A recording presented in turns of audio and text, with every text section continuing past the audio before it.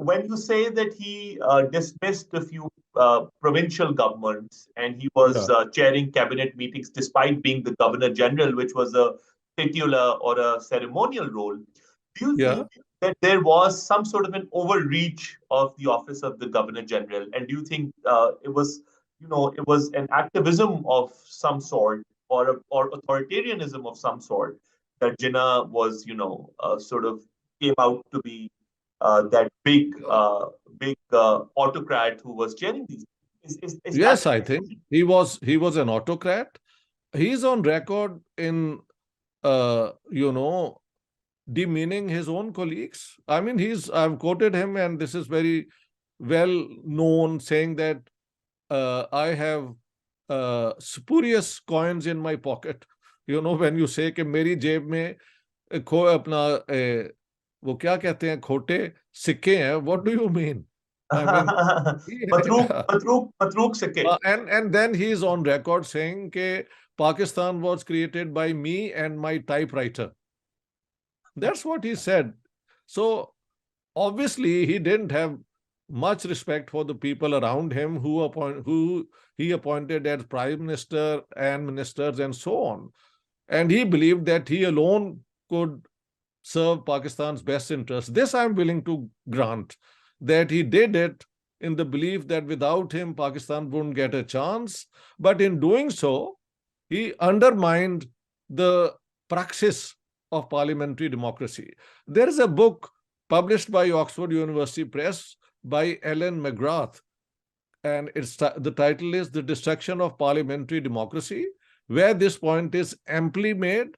And then our first political scientist, Khalid bin Saeed's book, Pakistan, the Formative Phase, makes the same point. So the trouble begins with Jinnah and his autocratic way of exercising his powers. So would I be right in saying that your reading of history basically, sort of portrays Jinnah as someone who believed in a one-man show and someone who was, if I may have to say this, who was really self-obsessed and arrogant? Arrogant, self-obsessed, I would not challenge at all. But I would still say that in his mind, he thought that without him, Pakistan didn't stand a chance of stabilizing, and he alone would exercise powers in a way that Pakistan would overcome the first trauma of 1 million people killed, 14, 15 million people forced out of their homes and made to flee across the border.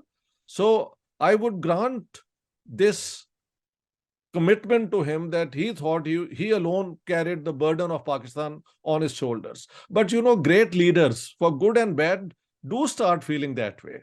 So Jinnah Sahib is not the only one. Only I don't think by temperament he was a democratic person at all. All along in his political career, he was taking part in constitutional debates and so on. But when his leadership question came, he would never brook any challenge to his leadership, whether it was Mahatma Gandhi, which forced him to leave the Congress, or later among the leaders who were at that time competing for the leadership of the Muslims of India. And he emerged as the most powerful. So he was a competent politician. As a politician, I think he outwitted, outmaneuvered Gandhi, Nehru, Azad, Patel, and got Pakistan and convinced the British that creating Pakistan would be in their best interest. So that's an amazing achievement as a politician. People who read my book don't see the way I, in a very sophisticated manner, do acknowledge his leadership qualities while simultaneously pointing out some of the consequences of such a leadership. I think people look at things black and white, sir. If you say one thing against Jinnah, that means the entire book is against Jinnah. So Yes. that's the problem with cult leaders. And Yes, that's right. Cult leaders. Very well put. Very And well put. and talking about cult leadership, and you said that most great leaders are like that. We also saw that when Bhutto wrote "If I Am Assassinated," just a few months before his ultimate assassination, he also said, he kind of alluded to the fact that he did rig the 1977 elections, but he said that I did so because I knew that there is no better leadership available in Pakistan, and if someone has to save Pakistan, that can only be me. Do you think, sir, that, and then of course we see another cult leader now, becoming big in Pakistan, who thinks that I'm the only savior. Do you think that at Jinnah's time, because it was a new state that Jinnah had so painstakingly formed, do you think that he was, this was not out of arrogance, but, a sheer sense of over protection for the country that he was forming, and he thought that he had to, take the country in his own arms and do everything himself as the father of the nation? Do you think that could also be one of the reasons? Well, I'm sure if you were to go into his mind, this would be exactly his way of thinking. Yes. I'm not questioning that. I'm saying that he could have done the same by becoming the Prime Minister of Pakistan, because then it would be within the parameters of the parliamentary democracy system. It's not the Governor General who does these things. On the other side, we had Jawaharlal Nehru. Although uh, in the case of Nehru, they already had many other leaders of great magnitude, and they had a constitution already worked out in which the principles were laid down in 1928, 1931, 1932. Three major resolutions of the Congress party later on became the basis of the Indian constitution. But in the case of Pakistan, Jinnah Sahib famously kept on giving contradictory uh, pledges to different sections the of the Muslim community. Like the peers and the mullahs were told that, of course, in a state of Muslim, the Sharia law and Islam would be supreme. Then, when talking to people like you and me, who would say, democracy is in the blood of Muslims. Now, what does that mean? Ultimately, the Constituent Assembly had people remembering his different contradictory speeches. And that came to haunt Pakistan. Even now, I can quote three main positions of Jinnah, and you can choose the one you like. So that's it. But that's not the case with the way the Congress party and the way their constitution was already worked out. And Nehru and uh, exercise power, but within the bounds of the constitution. Jinnah Sahib, by temperament, followed by I'm so happy you mentioned Zulfikar Ali Bhutto. In this book, I was about to say, if I am assassinated, this is exactly what he's saying, that without me, Pakistan is not going to survive.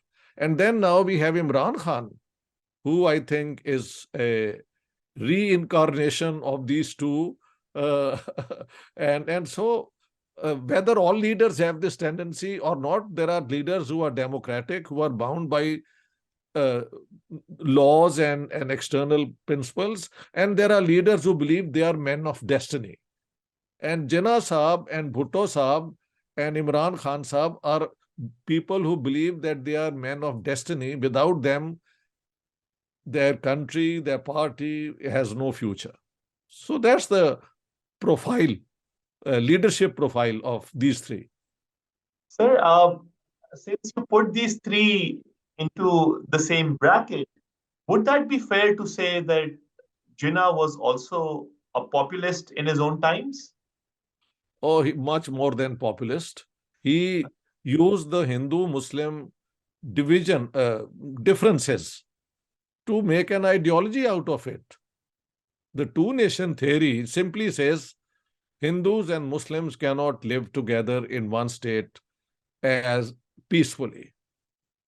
And then, when on the 31st of March 1941 at Kanpur, the Muslims of that Hindu majority province confronted him, sir, what will happen to us? The Lahore resolution demands Pakistan in areas where virtually there is a Pakistan.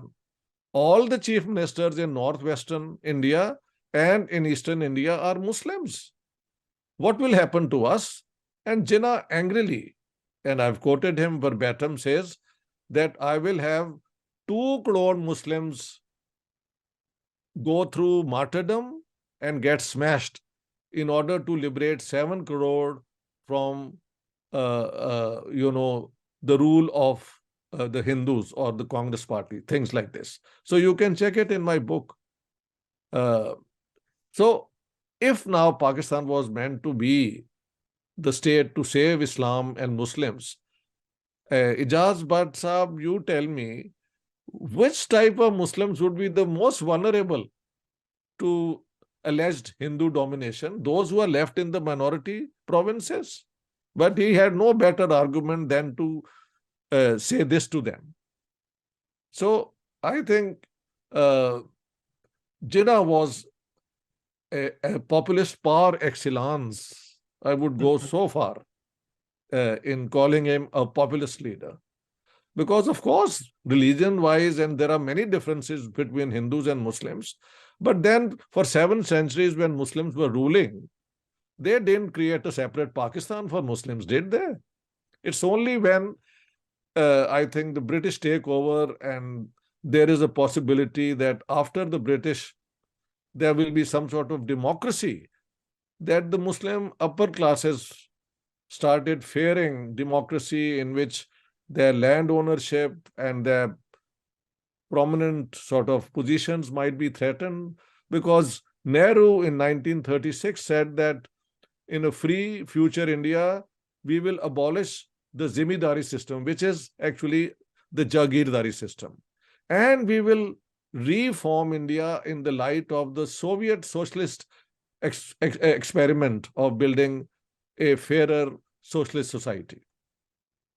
After that, I think Jinnah Sahab got a breakthrough in the Muslim majority provinces, telling them, look, either you jump onto the Muslim League bandwagon or your big landlord, position. And so they would be threatened in a united India.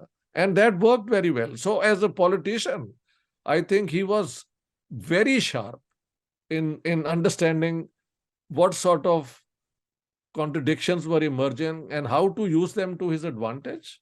Without him, possibly, Pakistan may not have come into being. Although I'm reluctant to say it so strongly about one individual, but definitely he was very central to what brought about the partition of India.